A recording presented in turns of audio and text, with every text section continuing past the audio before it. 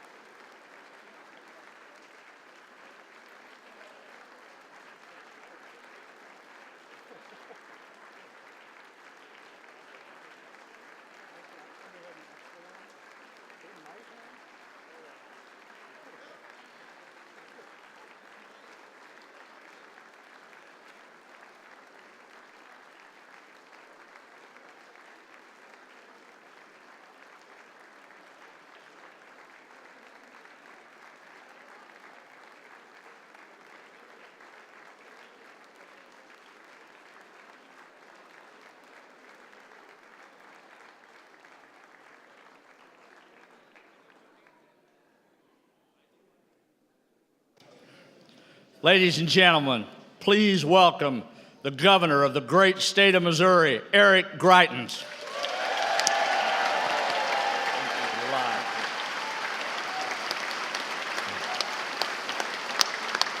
Thank you. Thank you. Thank you all. Thank you. Thank you. Thank you. Thank you. Thank you.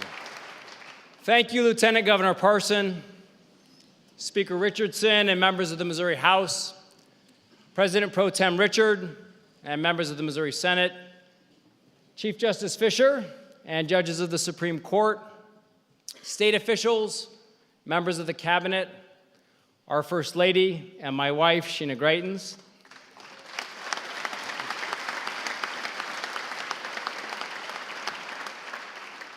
We have many honored guests here tonight, and one who is particularly special to me is my kindergarten teacher, Ann Richardson, who's here with us tonight.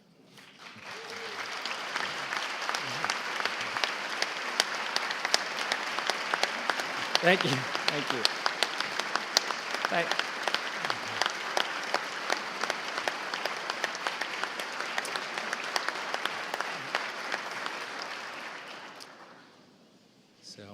I was in Mrs. Richardson's kindergarten class at McKelvey Elementary, home of the Dragons, and it was at McKelvey Elementary that I first heard the story of a boy from the town of Diamond, Missouri. He was born over a century ago, and he was born a slave. When he was a baby, he and his mother were kidnapped. He never saw his mother again, but by God's grace, he found a loving home and a new family that raised him as their own. Now, at the time, no school in town would admit a black student. So his parents taught him how to read and to write. When he was older, they sent him to Neosho, about 10 miles down the road, where there was a school that opened its doors to him. He worked hard and he did well, so well, in fact, that he was admitted to an agricultural college. Now, this was a tough time for American farmers. Their land was losing its richness, and no one could figure out a fix. The young man from Diamond invented new ways to grow crops. He traveled the country fixing farms, sometimes one by one, hoping rural communities grow strong and feed more people. By some reports, he's the man who saved American agriculture. When George Washington Carver was born, he was considered by many to be property on a plantation. He became an American hero, a friend of presidents.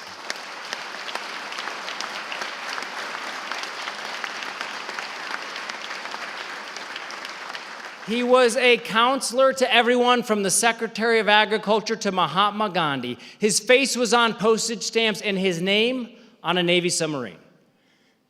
He was, and he remains, one of us, a Missourian. And his story is our story.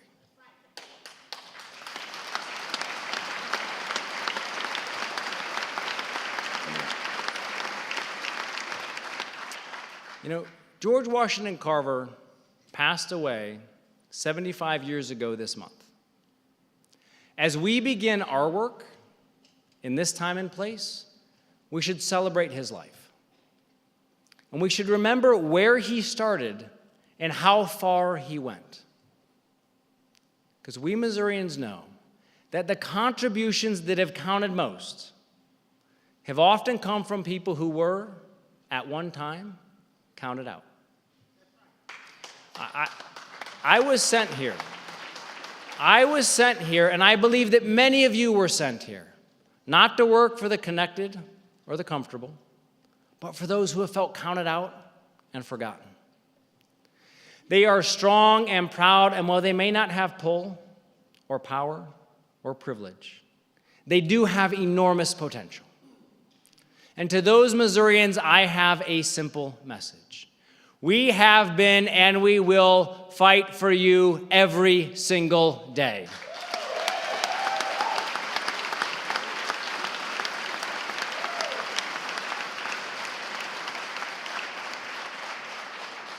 We promised we'd fight for your jobs, and we are. The most important thing that we can do for Missouri families is to make it easier for those without jobs to find them, and make sure that those who have jobs keep them. Over the past year, we have devoted the energy and attention of our office to putting Missourians back to work. And here are the results. Today, Missouri has the lowest unemployment rate it's had in 17 years.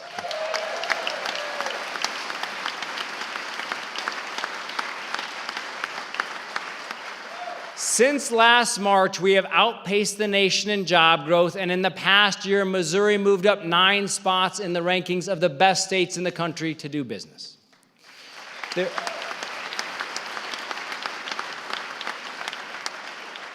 There are more manufacturing jobs in our state than there were a year ago. We're putting a steel mill in Sedalia, Missouri, and we are competing for more steel mills and other plants around the state.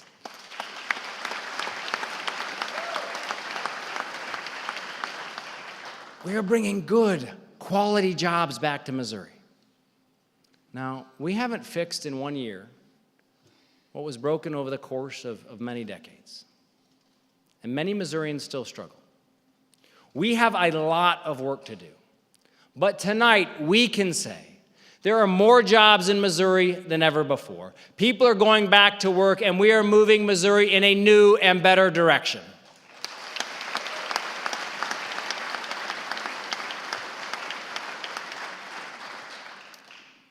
Now, some of the people who need us most, who are counting on us, are the children in the Missouri foster care system, all 13,000 of them. We live in a compassionate state, and there are thousands of loving families in Missouri who have opened their homes and their hearts to foster children. In fact, some foster and adoptive families are with us in the balconies this evening. Please join me in recognizing them.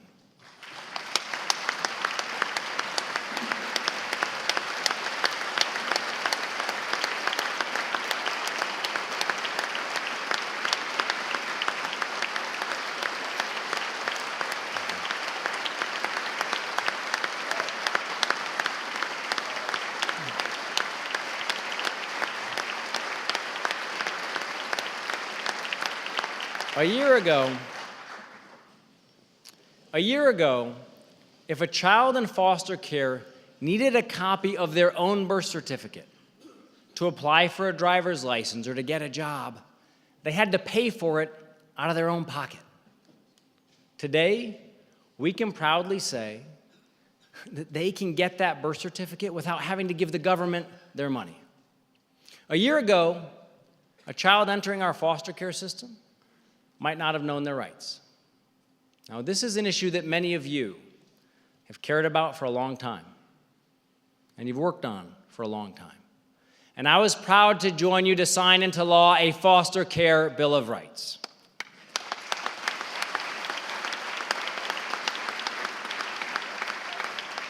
And last month, Missouri officially joined the National Electronic Interstate Compact Enterprise to make adoption easier across state lines.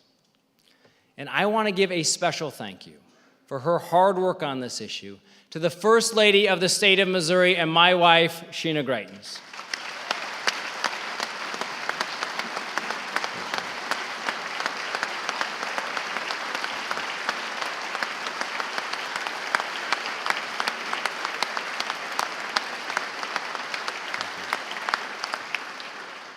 Now, our team has been working with members of this body on 20 legislative initiatives to help children in need. Now, some of these initiatives will help reform and improve Missouri's adoption system so we can get children into safe, stable, and loving homes faster. Another would help children get access to bank accounts so they can save their money. Together, these 20 legislative initiatives will make a meaningful difference in the lives of the children of the state of Missouri. Now, as many of you know, before I joined the military, I worked with children in some of the world's most difficult places. I worked with children who'd lost their homes, kids who'd lost limbs to landmines, and children who'd lost their parents to violence. That work taught me that the damage done to children too often leads people to look at them as only damaged children. People see their problems and their pain, but they miss their courage. They see their scars, they don't see their strength. Every child in the Missouri foster care system has seen more than their fair share of hardship. We need to see in them their God-given potential, and we need to do everything in our power to help them to fulfill it.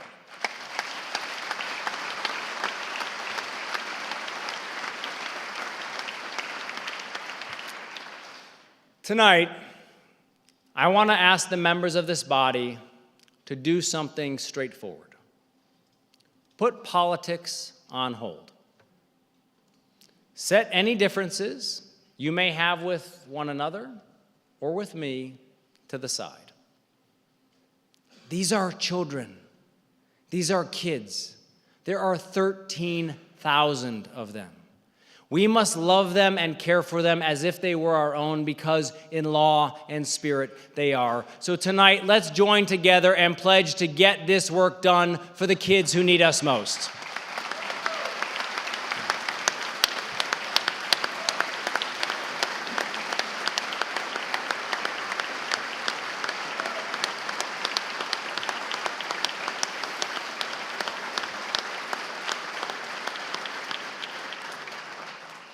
Now, one of the most important things we can do for those kids and for their families and for families throughout Missouri is to continue to bring more good jobs back to our state. For Missouri to prosper, we need to get government off our backs. When we came into office, we looked at the burden of regulations and red tape on our farms, ranches, businesses, homes, neighborhoods, and communities. We had almost 112,000 regulatory requirements on the books, adding up to more than 7 million words in total. Here's how bad things had got in Missouri. Since 2002, regulatory requirements in our state grew at a faster rate than the regulations imposed on us by bureaucrats in Washington, D.C. In Missouri, there was a regulation on the books that forced some small businesses to install and pay for a landline phone, even if they didn't want it and didn't use it. If you haul milk for a living, the government requires you to do a training. Now, it's a training that could be done online, on your own time, but because of outdated regulations, you've got to go to a meeting set up by the government in order to do it. Now, regulations like these, they waste money, they waste time, they are outdated and irrelevant. They had been building up for too long, like plaque in the arteries of Missouri's economy. These regulations cost Missourians money. They raise the prices of the things we buy. They slow down our mills, our farms, our factories, our shops. And they make government more bloated and more burdensome. Because of this, we launched the most aggressive, most thorough, most ambitious effort to roll back unnecessary regulations in the United States.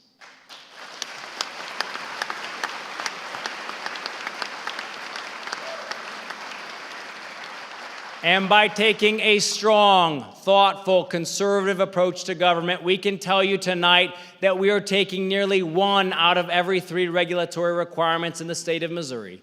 That's 33,000 regulatory requirements that we are taking off the books for good.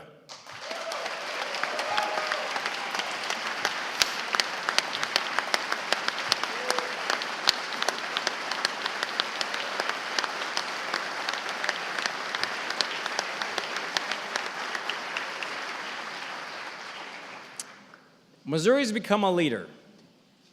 In fact, other states have modeled their regulatory reforms on what we're doing to increase liberty and prosperity in the state of Missouri.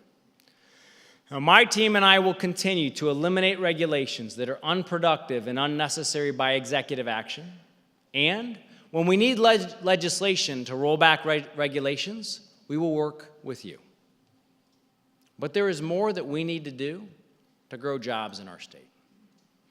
Now, some of these we've talked about before. Making sure that we have the right laws on the books to be fair to family businesses, and making strategic investments in education, infrastructure, and workforce development.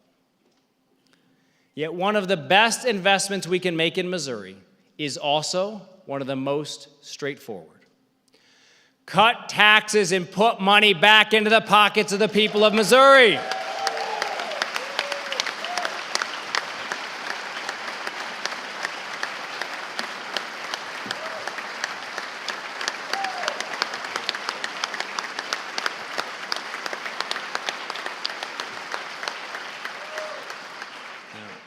Last year, we faced a choice. We could cut spending or raise taxes. I'm proud to say that we cut spending and we did not raise taxes on the citizens of Missouri a single nickel.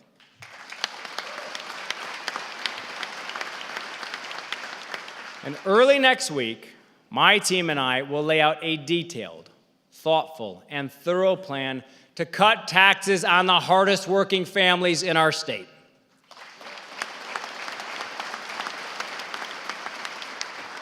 It is the boldest state tax reform in America. And with your help, we will lower taxes for working families and make it easier for businesses to come to Missouri and create jobs. And we will do it in a way that is fiscally sound, maintains our state's AAA credit rating, and does not burden our children. In 2018, I want this body to cut taxes for the people of Missouri and to cut taxes for the businesses that create jobs. Let's get it done together.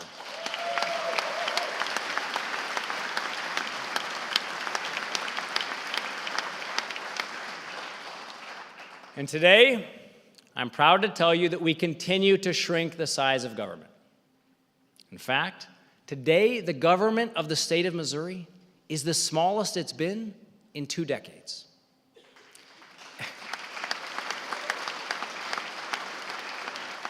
At the same time, we've been improving how government serves our citizens.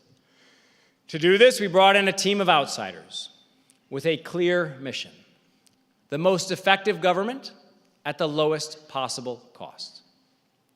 In the Department of Natural Resources, we discovered a backlog of over 2,000 permit applications that had been submitted by businesses. The backlog was decades old, and in just the last year, the department sliced it in half. They actually found a permit.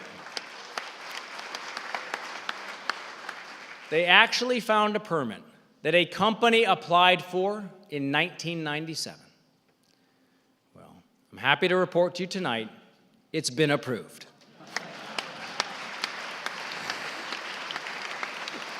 Not only that, they got all of this done while cutting the department's size and spending less money, and even with a smaller and leaner department, they still managed to make sure that Missourians have the safest drinking water they've had in almost 20 years.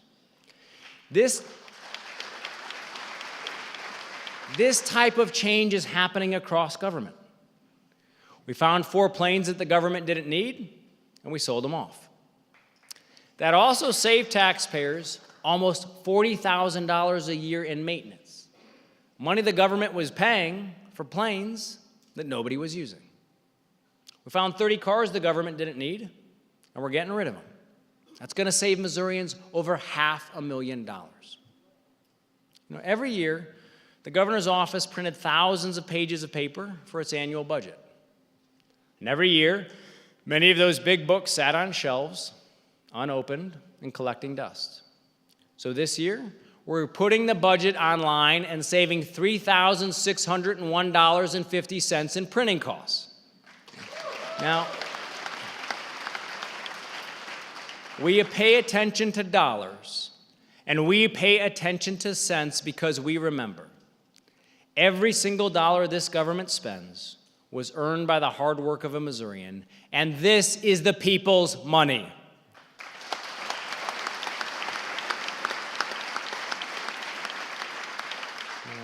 For us to save dollars and serve citizens, we need to reform state workforce laws that are decades old. Today, government can't move people to where they will help the most, can't reward people for good work, and unlike a business, it can't get rid of poor performers who fail our citizens and fail their colleagues. We need your help to build common sense government. And speaking of common sense, our task force did a full audit of the boards and commissions in Missouri's government. They were in bad shape. For example, the state of Missouri has 6 child abuse and neglect review boards. These boards do important work to protect children across the state of Missouri. 4 of the 6 of them weren't able to hear cases because they didn't have enough members to meet. We fixed this. Now they'll be able to get to work to protect our kids. To serve citizens well, government needs to do fewer things and do them better. For years, people have complained that Missouri government is chock full of redundant and unnecessary and wasteful boards and commissions. So our task force did a careful review, board by board, commission by commission, and recommended the elimination of hundreds of unnecessary government positions. Senator Riddle has introduced a bill that reflects these recommendations, and I urge this body to pass that bill.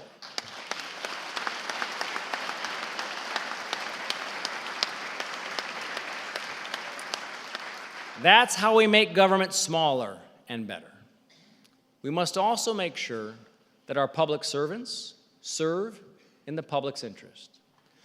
We need to slam shut the revolving door between the legislature and lobbyists. And we need to pass term limits for every statewide office holder. In my very first action as governor, I signed an executive order banning gifts from lobbyists to state employees of the executive branch. Now, a bill that would have done the same thing in the legislature passed the House last year. And thank you to Speaker Richardson and the representatives who voted for it last year and who already took action on it again this year. Last year,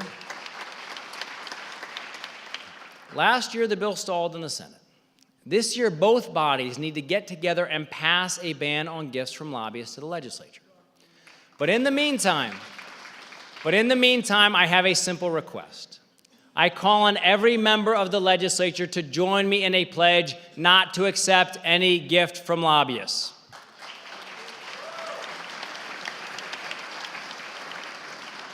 Now, we promised the people of Missouri that we would support our law enforcement officers and first responders, and that's what we've done. There's an officer who tonight will step into the cold to keep Missourians safe.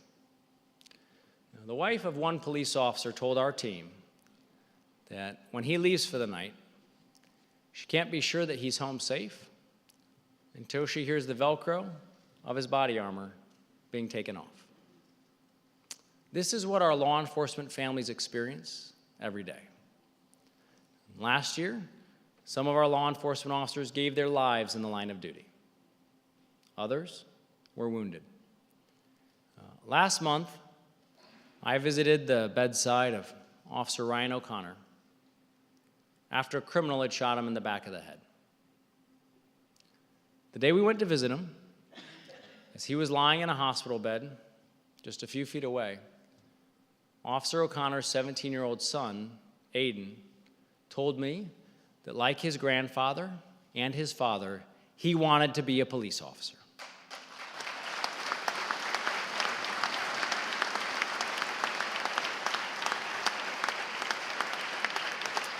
Aiden, we want you and young people across the state of Missouri to know.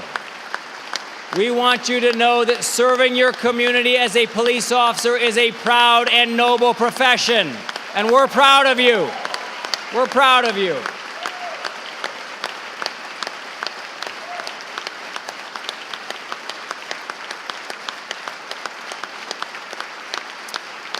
Now,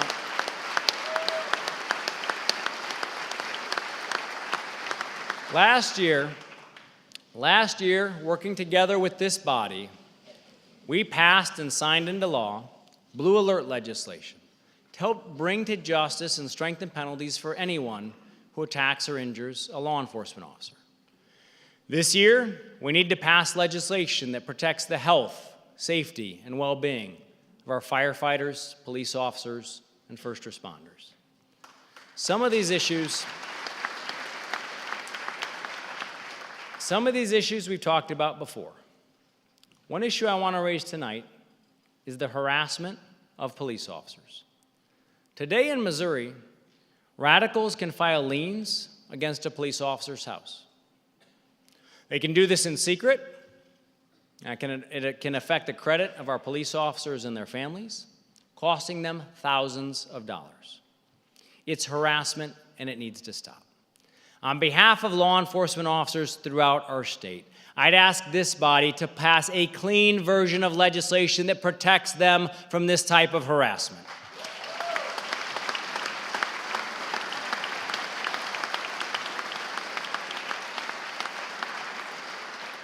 Tonight, I want to let the police officers of this state know, your governor, your fellow citizens, and the vast majority of your elected representatives, we have your back.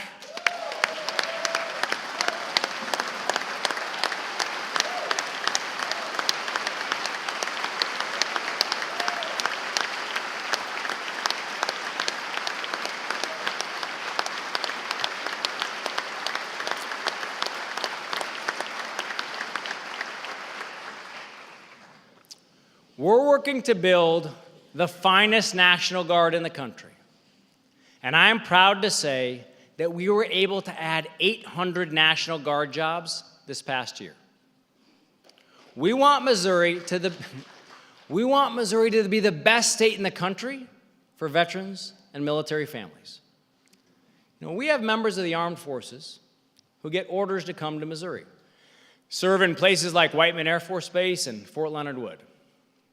Today, what makes it hard for some of them is that if their spouse is licensed to work in another state, Missouri may not recognize those licenses. That means if your spouse has a career in dentistry and your family has moved to Whiteman Air Force Base from Tennessee, they may not be able to work here in Missouri. That needs to change. We need to grant full reciprocity of licenses obtained in other states to military members, veterans, and their spouses.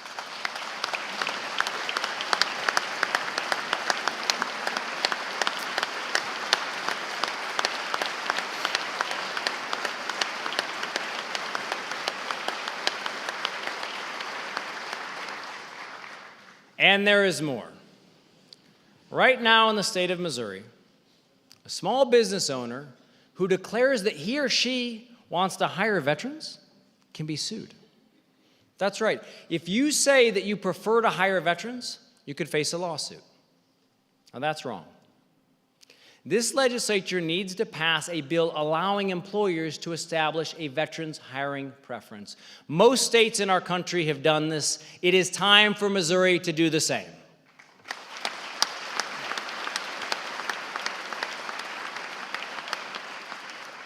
Now, I had the honor of visiting with the men and women of Missouri's National Guard when they were serving overseas with the U.S. Central Command. The men and women from the 1st Battalion, 138th Infantry Regiment are home now. And I wanted all of you who are here today to be able to say to them, welcome home, we're proud of you.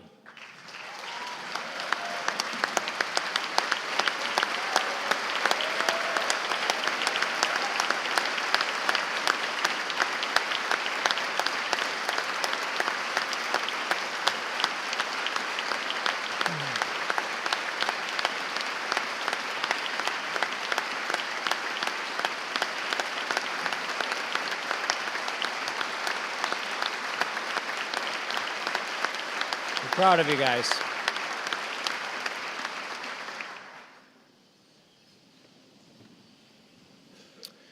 We promised the people of Missouri that we would fight for them. We have and we will. We promised the people of Missouri we would do different. We have and we will. We promised the people of Missouri that we would fight for the least among us, the counted out and the forgotten. We have and we will. Tonight, we can look back with pride and look forward with confidence. We have come far in a year, and though we have a long way to go, the state of our state today reflects what the state of our people has always been. Missouri is strong, and she is getting stronger. Thank you, God bless you, and God bless the people of Missouri.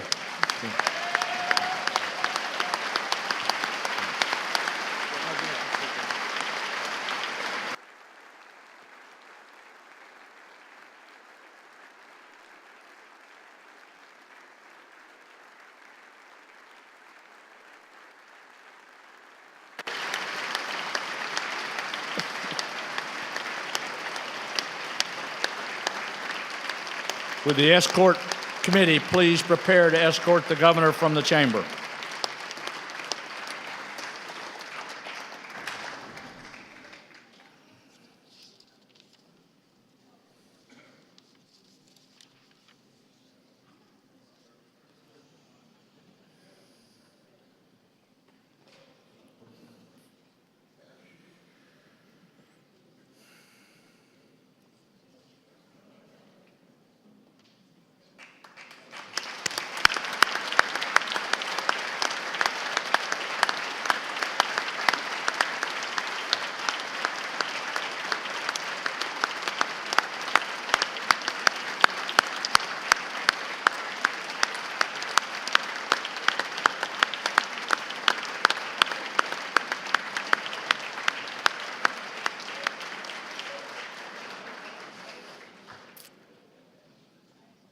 Senator from Cole.